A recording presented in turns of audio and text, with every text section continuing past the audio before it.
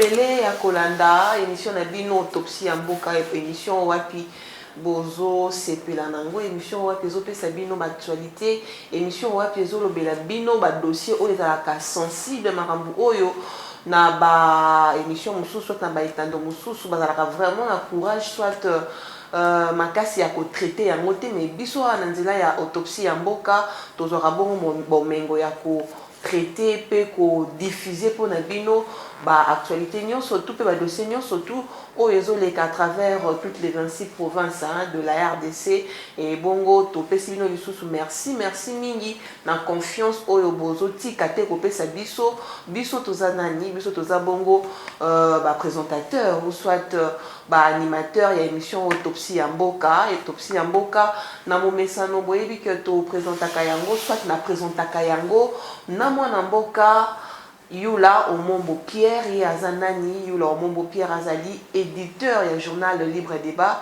mais également Azali Pelissousou, DG à émission Autopsie en Mboka Nayende, to partage à plateau ensemble pour na copie Sabino, Maïnion Suzo les Kanakati et Kolo Congo déjà, na ko s'éterniser na Maloba, na ke copie ça invité Nangaï, Yula Omombo Pierre, bonsoir. Bonsoir maman, ça va? Ça va, et de votre côté, Nicole Belé, déjà copie n'a signalé, et pas les téléspectateurs, Bazangi, Bisso, moi, Tamoulaï, Penza. Ça les a qui Belé, tout ça pour Bundana. Qui a parti na biso mais ba toujours ici na balobi moi mboka yula mo omombo akimi komba ba yuma sta kimi komba même ça va kolala kola mo kaza ngolo nzambe na okima komba pourquoi tous avons préparé sortie officielle na biso ya regroupement na biso ya AAAP pour la partie de président et parti PPC, Parti des producteurs congolais. Parti des producteurs congolais. Ok, PPC na mkusi. Yango wana na mema ki avona regroupement ya AAAP pour permettre bato ba kota na kati ya regroupement na biso pour to sala ba élection ya kopona mwana mboka Félix Tshisekedi pour na deuxième mandat. Yango premier sortie officielle ezalaki ya au représentant ya autorité morale na bisone azalaki wa tout ça le premier juin awa na Showbiz il y a kitoko makasi plus de 62 partis politiques pour s'adhérer na kati donc c'était fantastique ça penda kitoko na makasi ça penda kitoko peuple par na ezani na kati ya AAAP. OK AAAP nous ça. Alliance Plaza kuna yona lobité par na ezani tango bino officiel des acteurs. Pourquoi le peuple s'est retrouvé na kati ya AAAP? Alliance des acteurs attachés au peuple. Biso boy discours. Biso ni ba action. Le temps de discours et c'est qui. Okomona mandat libéral Félix Tshisekedi ko za mandat ya action. Yango wana non, na mandat liboso baction ezalaki nango te bino prévoir kaka baction na deuxième mandat te asali musala mais alimba lo asala yena peuple ba accompagner kai asala loko kitoko pour naza porte-parole ya AAPT mais naza quand même membre ya présidium ya ba président de soutien ba parti dans tout ça l'organigramme na bisoté na ko annoncer que les sorties officielles et bien pour biso ba bandisango maman tu as eu un regroupement. Mais moi, je suis Tony Chico, d'Azali, au représentant de l'autorité morale. C'est un monsieur que je connais bien, je connais le sérieux à Zakanango. Je suis Simbi, l'homme qui n'a pas dit ça. Quand à la minute où je suis battu, nous appelle dans le téléphone pour nous contacter pour la carte. Donc nous allons accompagner les chefs de l'État pour la réussite et mandat Yami Bade. Donc si on a une élection, tout est OK, na kotanga kombo ya opposant morote ya lobby mutu bozo luka kopesa deuxième mandat asali nini na premier mandat pour kopesa deuxième mandat yo opposant onani po ya saki te na sina na kotanga kombo yo so tente répondre le yeli ndura je mettais kombo na kotanga te ya solo bilan eza négatif négatif wapi fils mukoko alobi yango alobaki yango je crois na 2022 alobi azobanga aza proche ya pouvoir te alobi azobanga ayebite na 2023 oyo soki baromemela peuple discours nini po bilan eza purement négatif. Tout ça dans le discours kitoko to sali pe mingi kinani Kinshasa za RDC te RDC ya monene mais na mwana Kinshasa zo komona Kinshasa za kotela Kinshasa mboka ya banka yango nde so bandimi yo ndimani mais bandima yete Kinshasa bandimi bandima Félix c'était bandimi Félix azosala kosala mando eza bitumba oyo ya tongo pokwa na bato mama vous jouez avec l'état pour ça kana kozala président de la République ezali destin bon monsieur on va ça kubunda bunda ba koma yango te siko te mwana mboka Félix Tshisekedi osala mosala mama mosala zo sala mosala ngo apparemment bino nde bata pouvoir bozomona ngo deux oppositions peuple azomona ngo te peuple azomona ba opposant bazomona ngo te vie cher mambo nyonso to esaki ya bango ba revendiquer bazomona ngo te mama betidia bazaki na babisi te totika makambo ya babisi ya betidia na air ya Thompson babisi oyo ezotambola nango vide babisi ezotambola vide na baétudiant te na kati te ezotambola betidia eza perte ya bacarburant ya pamba ozotambola betidia na kati nga naza journaliste natambolaka makasi mwana mboka yula babisi wana na badifferentes acteurs nango vide batelespectateur baotianga bakopesa nga raison makotilobilili na baétudia na kati yo obotamaki na nini oza mokolo mais avant yo oza mokolo babisi yango tambola baza komata likolo babengo baThompson ezokendaka baintendance ezokitaka après combien d'années babisi ekosala wana faut féliciter babisi ezolala nango bapongi na palais du peuple ezosala eloko te moi quelques-uns na banzela ezotambola vide baétudiant bazaki bamesana batosala na bavacances baza bablocus bamesanaki su na babisi te eza bahabitude te faut avoir l'habitude wana maman il faut accepter université sur côté monde ba bongisi yango IPN monde ba bongisi yango ba omoni mama ye monde ba bukango mama po ndolo bazo sala te ko réhabiliter na ko construire te 18 ans réhabiliter mama ye régime passé réhabiliter mama ye réhabiliter qui te ba construisaki ba homme na kena mama ye monde na kena na domaine ya éducation na secteur ya éducation par moi so plus le construire aussi comme tu dis on a passé au fan na ça na projet mais kende ko tala mama ye monde ko chelo bidiri ya mama ye mona émission na biso mama ye moi les alaki ya se mama ye ko étage et que le meilleur hôpital il y a Afrique centrale mama monene ko lekana monene faut qu'on féliciter maman ye moyo bakine komaki ngana zo kaswa na mama ye mona kenga pe kuna mama ye komaka ko dekate degré sanitaire na mama ye ba weso kota te mais le corps les centres hospitaliers à monene ya boka ba docteur bazali ko faut qu'on féliciter bango basala volontaire basali mosala na condition nini nous avons des médecins aucun côté diabétologie, aucun côté chirurgie, aucun partout. Bah tout ça la moussa na conditionné dans maman yemo. En tout cas moi la boka félicité que les a félicité. Aza félicité parce que l'hôpital ou un hôpital général ya maman yemo wana. Maman ba tous wa bossa na kayango. Ba tous wa sondola kiyango. Bonde la kene wa élevé yango. Oh non, que Dieu le bénisse. Donc on s'est terminé quand on a sortie officielle il y a AAP, Tobeta Masolo il y a une année à ACP na niveau ya Kisangani il est kaki boni maman plein ami wana te oh discours ya kitoko population aye belé amona eloko ni mwana koka ngobila koloba mais le kaki kitoko même mbula c'est naturel ça catastrophe naturelle ya ki mais kitoko na kombo ya chef de l'état ça le discours akena bopito abimisi bato bazaki na bopito bakanga makaba bimakate ba dinane ba bota ba tout ça na bopito ba malade abimisi bango tout au message nini gentil na mimela ki ba c'est un message à bala mon ngamo na pesa message za wa te ko zabidili oko oya no baki message ni na mimela ki population qui s'engage mais l'accueil a été chaleureux et puis le message a été bien accueilli et puis en tout cas population qui s'engage est acceptée baza ko bana bitike bato kana otala bango te bamona politicien kotala bango bato otala bango ba président de la république la campagne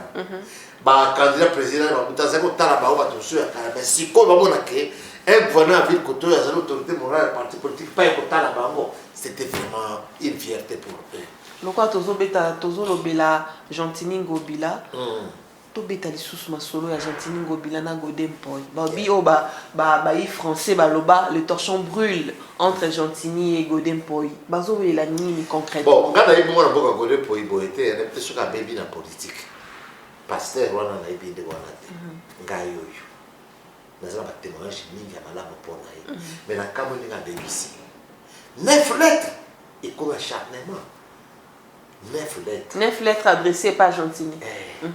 mais akozwa décision akozwa koadresse ye moko te aza na plénière na ye au cours d'une première fois alobela yango ce qu'on a ba lettre en contenu eza nini te azoreproche ye makambo na ye ya bazando makambo ebelebele nayebi te zando kaka balingi kotonga ngo lingi bato sila mindole balingi kobima est-ce que aza na tort Godin Poi aza na tort mpo bafandi 4 ans et demi mama moto aoyebisa biso Gentini Ngobila aza malamu Godin Poi biso tozolandi Ngobila tosalaka baémission na ye mpo Godin Poi abaka aza bien boza kolanda na émission ti ke bilan na bango kuna na tête de ville ezali positif boye na boye mpo tojustifie ke baélection eza koya tozonga lisusu nde tokoki kosala bamotion koprépare bacoup contre balinga mpo na popularité te asala ndenge wana te aobebisa sikoyo nyonso tu oyo Godin Poi azoreproche par Gentini abi aza moyibi aza serie te boye na boye te tobanga nzambe donc ils sont il y a 6,7 millions de dollars ye bazwaki banyoko bamituka na bango bazwi mbongo espèce balingi afutela bango mbongo mpona nini fo ani afutela bango mbongo mpo apesaki bango mbongo bafutela bango sikoyo aza mpe na barrière arrivé un mois bafuta bango il y a un mois te un mois il y a plus d'un mois non na epa na te na epa Godin Poi na Afrika ezalaki 2 mois bakonsomaki bapiraki 1 mois etikali 1 mois bazofuta ngo mpe ntango mosusu lobi mais nga na CCCC nayokaki depuis mois ya décembre 2022 nde badéputé provinciaux bazalaki basimbaki mbongo na bango mais depuis janvier ti tokoma mai oyo tokomi actuellement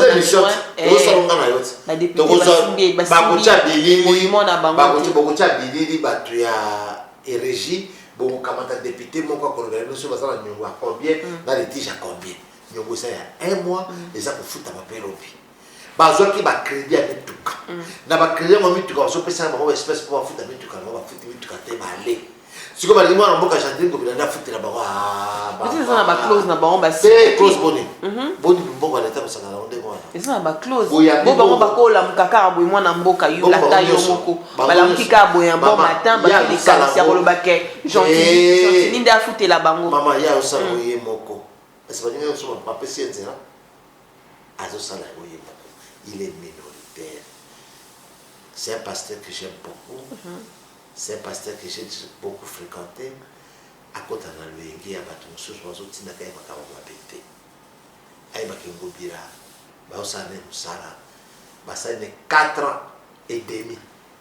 Tant qu'il y a 4 ans, il y a des gens qui ont tout à fait ce que Godin Poi a réfléchi. Je l'ai eu au téléphone. Il m'a dit non, non.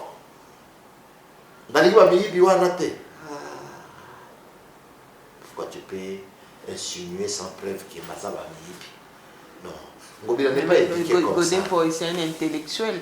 C'est intellectuel. Qu'on affiche des comportements, soit à tenir des propos, ils ont en guise de cause.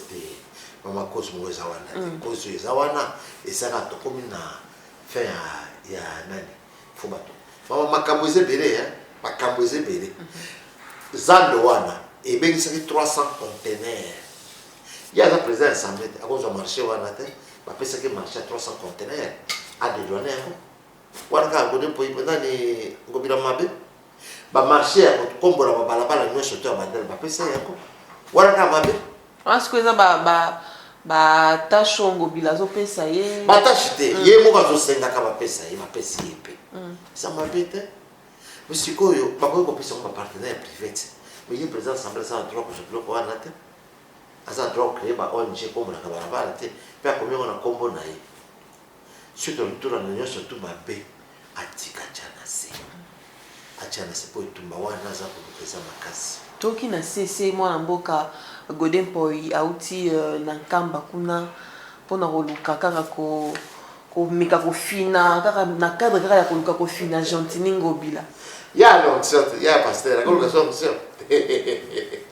Madame. Ayo neza mabele sans doute. Akebeta to na mabele sans. Papa Simon, ce n'est pas une personne à côté de ma caméra, il y a légèreté.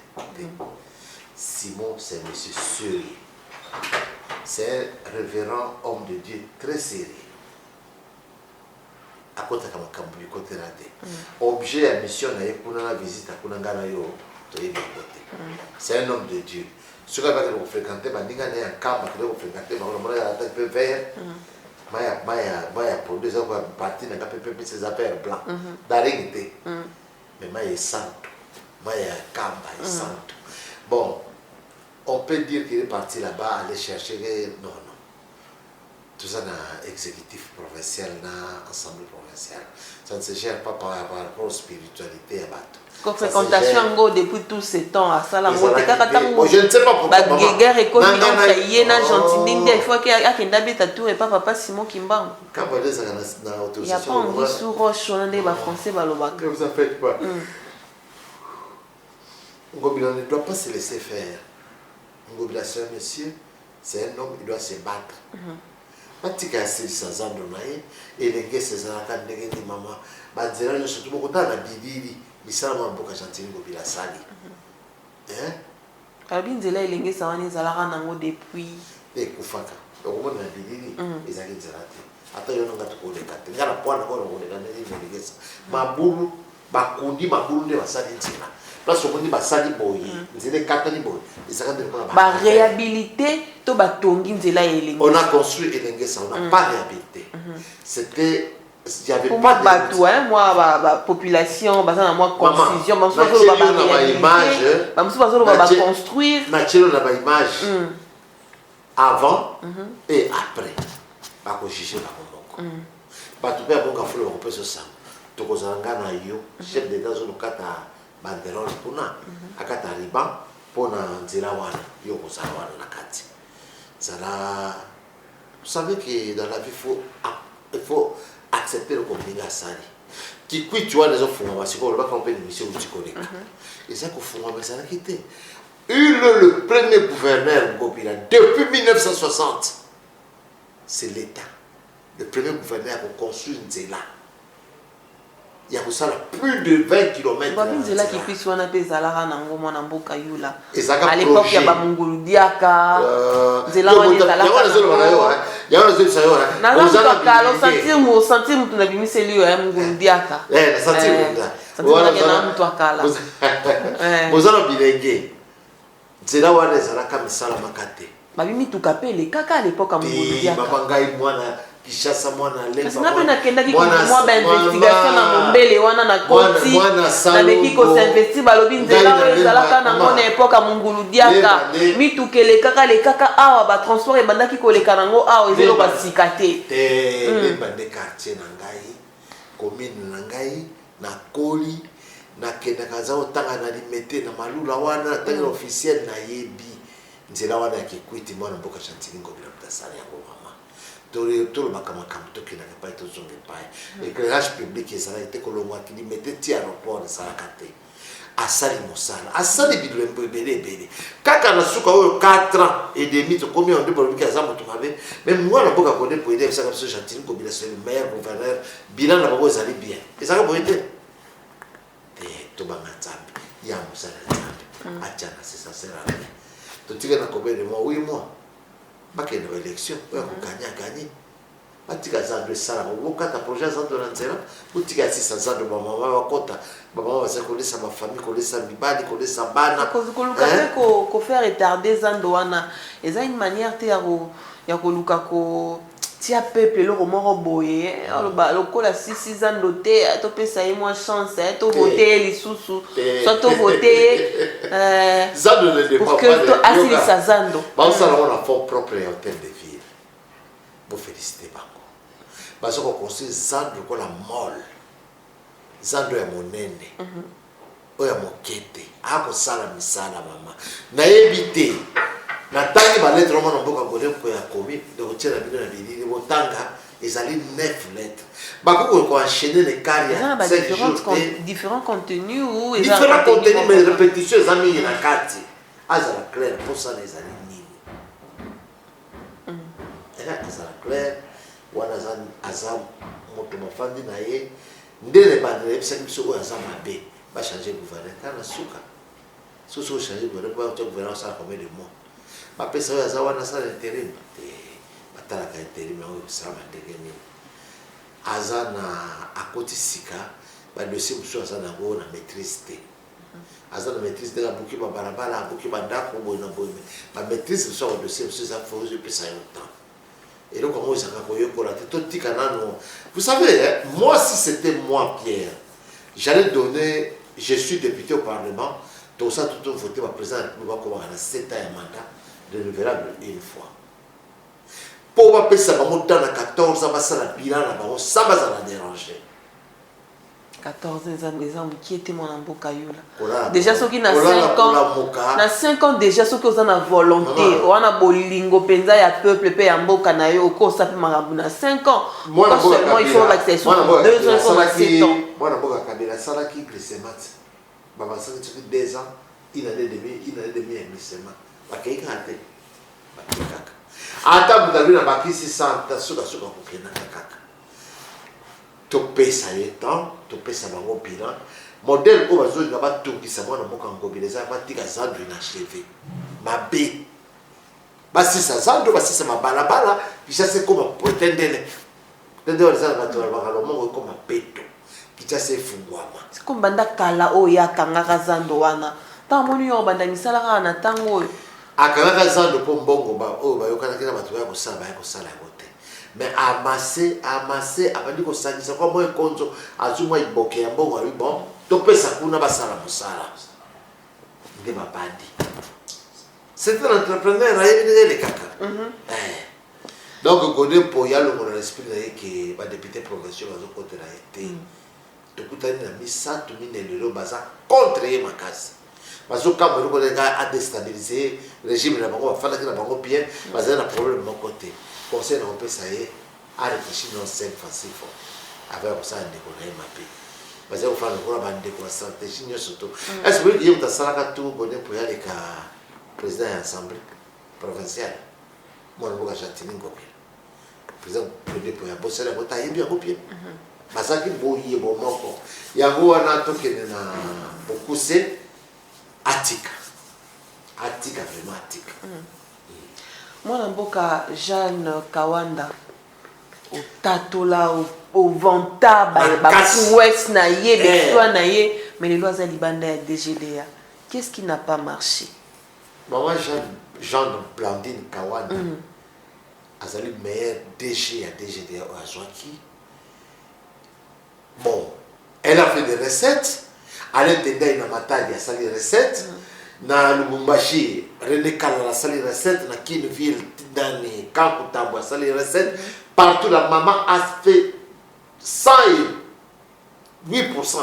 Na ba recette non surtout asali yo asali 108% ya plus ya signation ya recette babo yebisanga siko mutoro babengana kai babengani ete chef de l'état tamsa Monique asali musala bien atine na RFM comme CFM tam sa bongisa yango n'a pas zone c'est la bien elle a mérité elle est sortie tête haute elle a félicité Alain Tendai na Matadi il a félicité à faire plus 6%.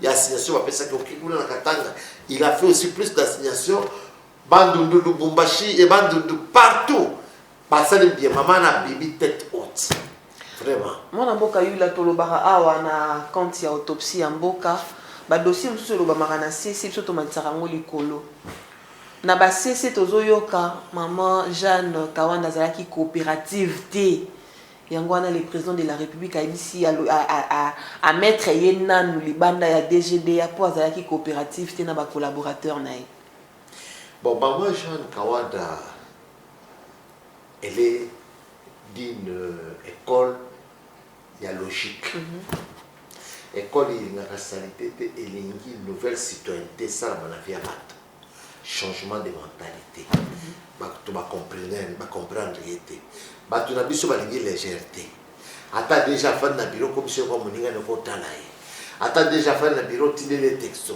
ata déjà siko babiloko wana balégèreté wana mike elle ne peut pas supporter ça eza culture mais azwelaki bango salaire adoublaki bango salaire adoublaki bango makambo nyonso tout soki makambo esimbi te eki balobi aza caractère difficile bachange ye bon eza destin etanga kaka koleka wana aleki esili mosusu pai oyo pa ye wana aza moins traité sikoyo ya pasi bazwi ya adjoint na ye nde bakomisi ye titulaire esaleloko te eza destin nzambe. Fondation Umwe tokomi wapi?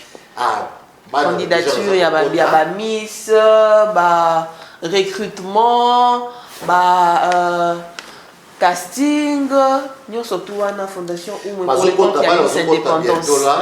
Na Fondation Umwe bazokota bientôt na manoir na bango pour basala la sélection, basala la coaching na bade basalaka soki esili bokomona makambo ndenge sala. Koyo ekolekana ndenge nini na manoir wana okozwa interview na bango eza wana bakotiela bino bakoexplike bino ndenge baexplikaki na fois passé. Donc bacandidat bauta na 26 provinces babandi na Kinshasa et puis baprovince bazoya donc babandi Kinshasa après ma province, quelques provinces, nous avons besoin de précision. Quelques provinces, tout 26 provinces, surtout la RDC, nous allons représenter d'autant plus que intitulé soit titre, il y a jeu yango, soit narobenga Miss Ezali, Miss Indépendance. On sous-entend que toutes les 26 provinces, il y a RDC, il faut pas la représenter. Première édition, ndenge basalaki 26 provinces, tout ezalaki représenté. Toutes 26 provinces ezalaki représenté. Cette fois-ci, vous appelez à ndenge wana. Au retard la bilili, interview maman asalaki, maman Véro présidente de la fondation Umwe, ndenge asalaki okolandela ngo nyonso. Pour que la fille soit sélectionnée. Et comment s'organisent les représentations provinciales? Vous avez des équipes dans des provinces? Nous avons des équipes dans des provinces que nous travaillons en synergie, ensemble. C'est un rêve qui se réalise maintenant pour voir comment Miss Indépendance est reçue dans des provinces. Et les équipes, il y a des équipes qui représentent déjà l'ASBEL Umwe dans chaque province de la République démocratique du Congo pour organiser Miss Indépendance chaque année. Alors cette équipe-là, nous travaillons en synergie, c'est eux qui organisent sur place. Parce qu'il y a certaines filles qui sont au fin fond. Je prends l'exemple de la province de Lomami, que je salue Madame, l'avocate Madame Nathalie, qui est très forte pour avoir des soucis de sa province. Et les filles qui sont là, qui n'ont pas de téléphone smartphone, alors ces filles-là, c'est elles qui les aident. Elles ont la volonté d'envoyer la vidéo, elles ont envie de publicité, mais elles ne savent pas envoyer. Et elles préparent une place, elles prennent les filles à vidéo, elles les envoient. C'est déjà une bonne chose. Donc voilà, jusqu'au fin fond de l'Omami, elle veut que la province soit représentée à Kinshasa, elle y tient. Malheureusement, l'année passée, elle n'était pas avec nous. Je pense que cette année, les autorités vont aider Maman Nathalie pour venir représenter la province de l'Omami. Alors, comment ça va se passer quand les filles seront à Kinshasa? Quand les filles seront à Kinshasa, je pense que la date c'est le 17 juin. Ils vont être reçus dans la résidence Monseka, Miss Indépendance. Ils vont rester 2 semaines, 13 jours. Parce que je suppose que toutes ces filles-là, elles ont des activités académiques ou de travail. Et alors, c'est pour ça que nous avons jugé bon qu'on les garde 2 semaines. Pendant 2 semaines, une personne peut prendre congé au travail ou à l'académique étudier de loin, à distance. Et là, il y a des activités, il y a tout un programme des activités pour la télé-réalité qui va se passer dans la résidence Monseka. Et elles vont venir, elles seront ici au niveau du manoir, mais par rapport au casting physique, vous serez obligé de faire des déplacements. Oui. Alors vous allez vous déplacer dans combien de provinces? Nous allons se déplacer dans 5 provinces. C'est-à-dire que nous allons se déplacer au Congo central, Nord Kivu, Sud Kivu, Kananga et la finale Kinshasa. On ne se déplace pas parce que nous sommes de Kinshasa et Kinshasa. Ok. Et par rapport à la vie elle est évolutive. Selon vous, qu'est-ce que cette édition nous apporte de plus? Cette édition nous apporte beaucoup de plus d'expérience que l'année passée. Nous avons eu beaucoup de difficultés parce que c'était, je peux dire, une première devant le public. Et cette année, nous avons d'abord pour la gagnante une très belle voiture. C'est déjà du nouveau. Il y a une très belle voiture de Djouké qui est déjà là. Et je pense que dans les prochaines émissions, vous allez démontrer la belle voiture que la jeune dame va gagner. Et nous sommes en train de se battre avec l'équipe pour que la gagnante aille représenter la République démocratique du Congo au niveau international. C'est ça l'objectif, c'est ça le but de Asbel Oumoué. Et il y aura quand même un peu de rigueur, plus quand même, sur l'engagement de la gagnante. C'est ce qui va changer beaucoup, l'engagement de la gagnante. Et je viens de dire aussi que la jeune fille se prenne en charge, que toutes les jeunes filles se prennent en charge. Nous allons prendre en charge ici, parce que nous voyons comment ça se passe à l'étranger. Nous sommes en train d'étudier comment on peut amener la jeune fille à Miss Monde ou bien Miss Univers. C'est nous, c'est la fille qui s'y prend en charge. Ce n'est pas Miss Univers qui prend la fille en charge. Donc, c'est un peu ça. Et la rigueur, comme je viens de le dire, il y a vraiment, dans la vie, je dis, il y a des choses que nous devrions s'imprégner, ce sont des disciplines. Des disciplines et le respect de l'engagement. Et c'est ça, ça va changer. La fille qui va être gagnée, elle doit respecter ses engagements, elle doit vraiment réaliser son projet de société qu'elle va présenter ce jour-là. Et ce projet doit être suivi par l'équipe de Asbel Oumoué, par l'équipe des donateurs, nos partenaires, et je salue les partenaires de la Fondation Nidal, la banque et autres. Alors, des choses, des règles qui vont être changées quand même dans le règlement de participation du Miss Indépendant. Cela nous a appris beaucoup de choses. Alors, selon vous, que pouvez-vous dire aux téléspectateurs par rapport à la Miss? Quel est l'avantage d'être Miss et surtout Miss Indépendance RDC? L'avantage d'être Miss, je n'ai jamais été Miss. Mais je pense que dans notre monde, j'ai été Miss. Parce que j'adore ça. J'adore ça.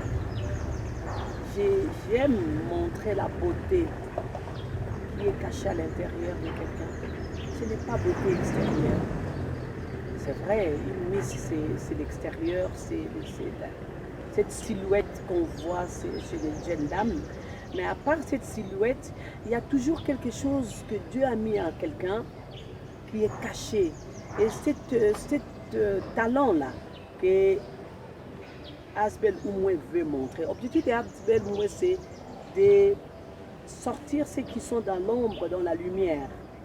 Alors l'avantage d'être Miss, d'abord, elle a une visibilité extraordinaire. Et c'est Miss Indépendance RDC.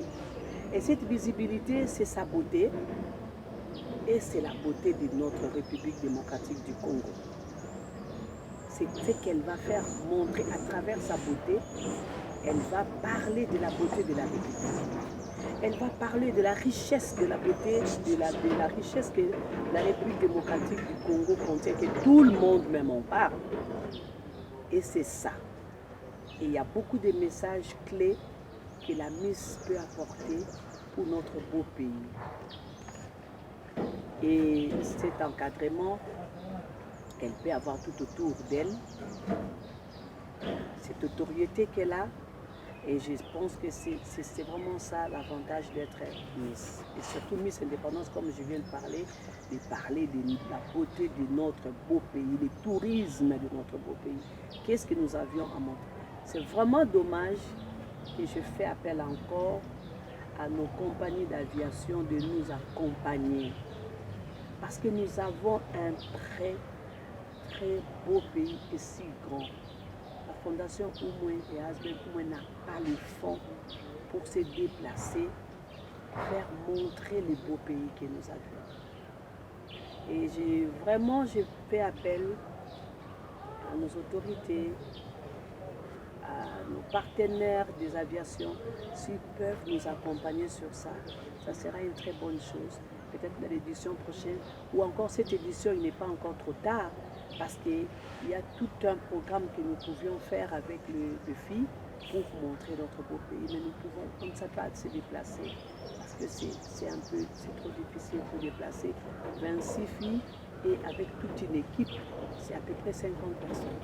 Donc je fais vraiment appel aux gens que vraiment le bon Dieu va toucher les cœurs, de venir se joindre à nous pour prôner notre beau pays. Et ces gens peuvent vous contacter comment? Sur les 0900 85 62 51.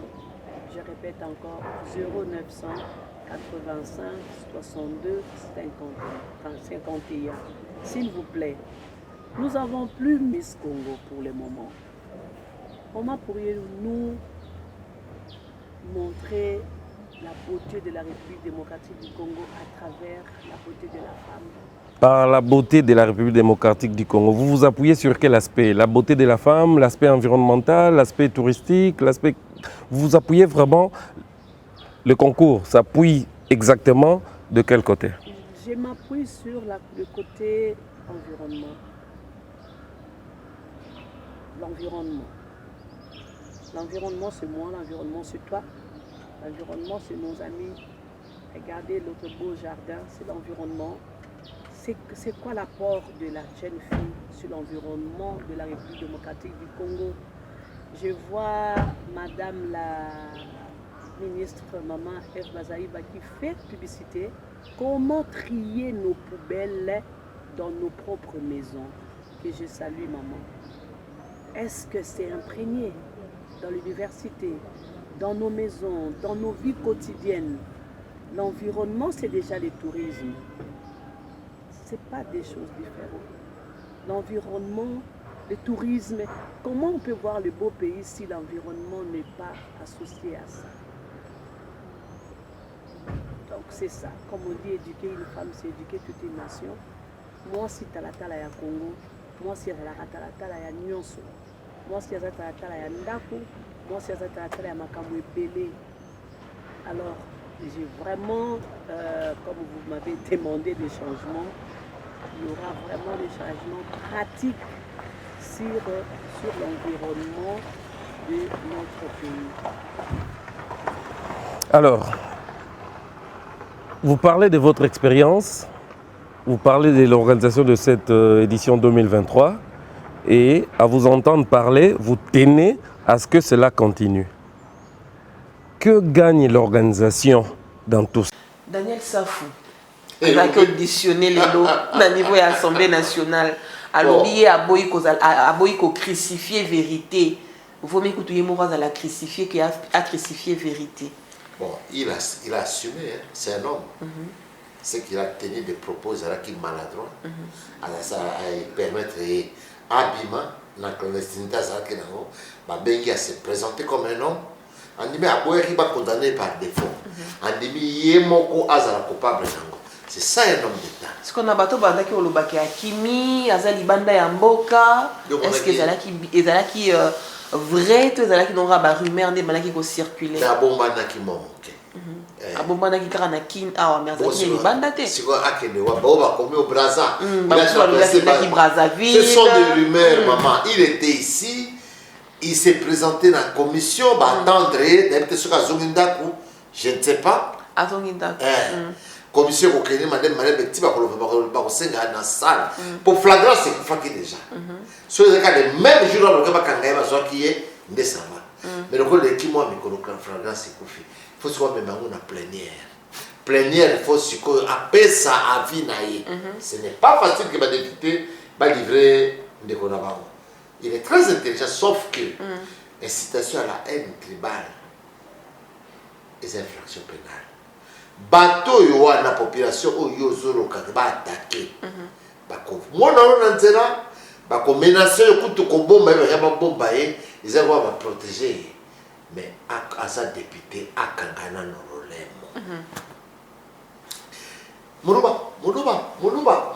Ah maman, ceux qui balou les akitanga na mwa zo pouvoir beaucoup plus ça pas wapi.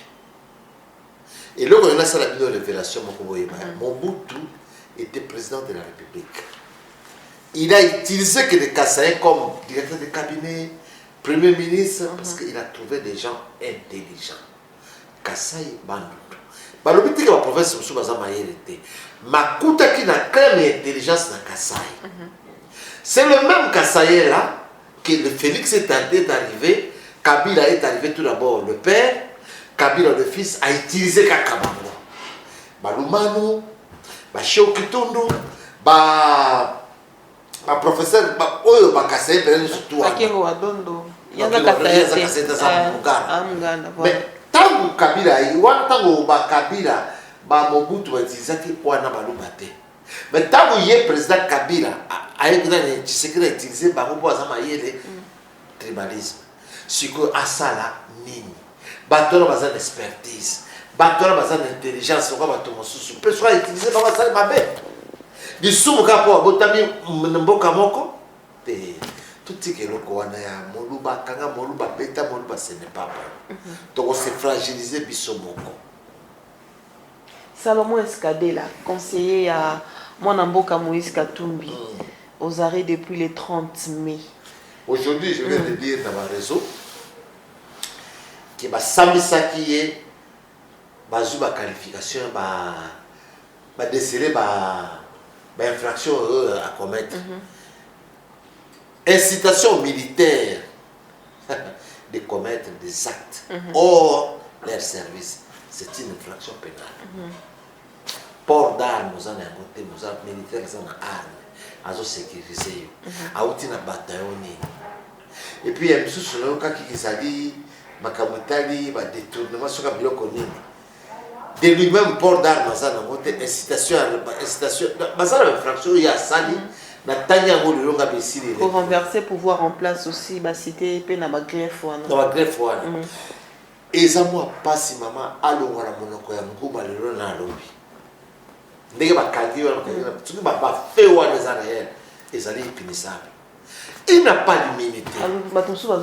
Balobi bozo ngaka bo fragiliser Katumbi.